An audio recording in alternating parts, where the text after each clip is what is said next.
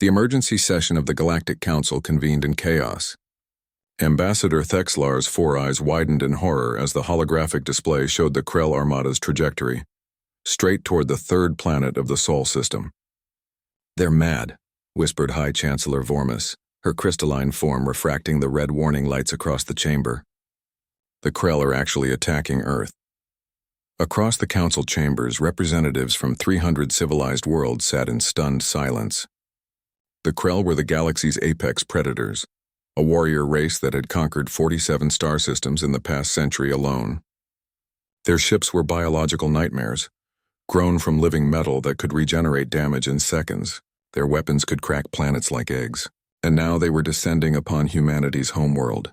"We must warn them," Thexlar said, his tentacles coiling anxiously. "The humans, they've only been spacefaring for 2 centuries. They have no idea what's coming. Warn them?" Counselor Zarok's laugh was bitter. "What good would that do? The humans are a primitive species. They still use chemical propulsion for half their fleet. They fight among themselves over resources they could synthesize. They're doomed." High Chancellor Vormis raised a crystalline hand. "Nevertheless, it is our duty. Open a channel to Earth's united planetary defense." The hologram flickered, and a human face appeared. A woman with steel-gray hair and eyes that seemed too calm for someone about to receive a death sentence. "Admiral Chen," Vormis began, "I regret to inform you that the Krell Armada, consisting of 300 warships, is approaching your system. They will arrive in 47 of your hours. We are sorry. Your species showed such promise." The council chamber fell silent, waiting for the inevitable panic, the desperate pleas for intervention, the breakdown of human composure. Instead, Admiral Chen smiled. "Thank you for the warning, Chancellor," she said simply. "We'll take it from here." The transmission ended. Thexlar's tentacles went rigid. Did she just smile?" "Shock," Zarok said dismissively. "The poor creature's mind has fractured under the weight of impending extinction." But something about that smile haunted Thexlar as he returned to his observation post. He had studied humans for 3 decades, ever since they'd stumbled into galactic politics with their crude warp drives and their inexplicable optimism. They were strange, emotional, irrational, simultaneously capable of profound compassion and shocking violence. The galaxy had largely dismissed them as an oddity, a young species that would either mature into civilization or destroy themselves. Now it seemed the choice had been made for them. 47 hours passed like a death march. When the Krell Armada emerged from hyperspace at the edge of the Sol system, the entire Galactic Council watched through long-range sensors. It was the least they could do, bear witness to humanity's final moments. The Krell formation was beautiful in its terror. 300 living ships arranged in a configuration that resembled a massive maw, ready to swallow Earth whole. Their bioships pulsed with sickly green light as they charged their planet-cracker weapons. "May their atoms find peace in the cosmic void," Vormis intoned solemnly.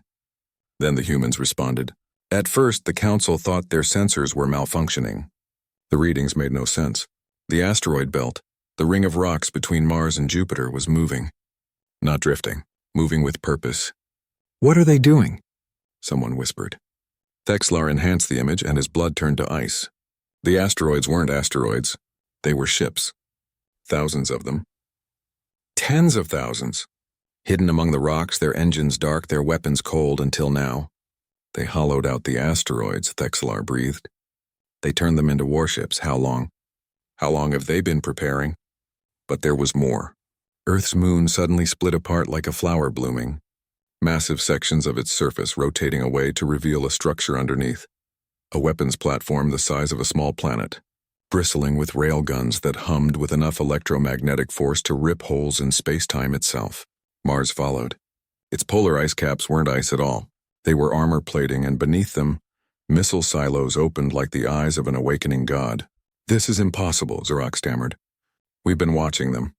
We've had observation posts in their system for decades. How did we miss this?" Admiral Chen's face reappeared on the council's main display, and this time, she wasn't smiling. She looked like war itself had taken human form. "You asked us once," she said, her voice carrying across light years, "why humans always assume aliens might be hostile. Why we write stories about invasions and conquest, Why we spend so much on defense even when we have no enemies. The Krell Armada opened fire. Planet-cracking beams lanced through space toward Earth. They never made it. The hidden human fleet erupted from the asteroid belt like a swarm of angry hornets. Their ships were smaller than the Krell bioships, but there were so many, and they moved with a coordination that suggested a single, terrifying intelligence guiding them. Earth's moon weapon fired. The railgun rounds were simple chunks of tungsten, accelerated to a significant fraction of light speed. When they hit the Krell ships, the biometal didn't regenerate. It vaporized. Mars launched its missiles, thousands of them, each one programmed with adaptive AI that learned and evolved during flight. The Krell tried to shoot them down, but the missiles dodged, weaved, and when they struck, they didn't explode. They burrowed, releasing nanites that ate the living metal from the inside out. This is why, Admiral Chen continued, her voice calm over the sounds of battle, we prepare. Because the universe is dark and full of terrors, and we refuse to be prey. The battle lasted 6 hours. The Krell Armada, the force that had toppled civilizations, that had made entire species extinct, was destroyed to the last ship. The humans didn't just defeat them. They annihilated them with such overwhelming force that it became clear this wasn't humanity at full strength. This was humanity showing restraint. When it was over, the Galactic Council sat in horrified silence. They were ready, Thexlar whispered. They've been ready since the moment they learned they weren't alone. They looked at the galaxy and prepared for the worst. And we thought them primitive, Vormis said quietly. We thought them weak because they fight among themselves because they haven't achieved perfect unity. Admiral Chen appeared one final time. Chancellor, we appreciate the warning. In the future, though, you might want to be more careful about who you underestimate. Humanity didn't claw its way to the top of Earth's food chain by being helpless. We survived ice ages, plagues, and ourselves. Did you really think we'd come to the stars unprepared?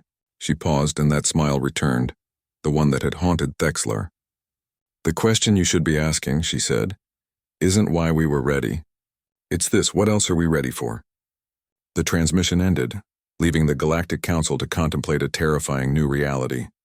They hadn't welcomed a primitive species into their civilization. They had invited a sleeping giant into their home, and they had just watched it wake up.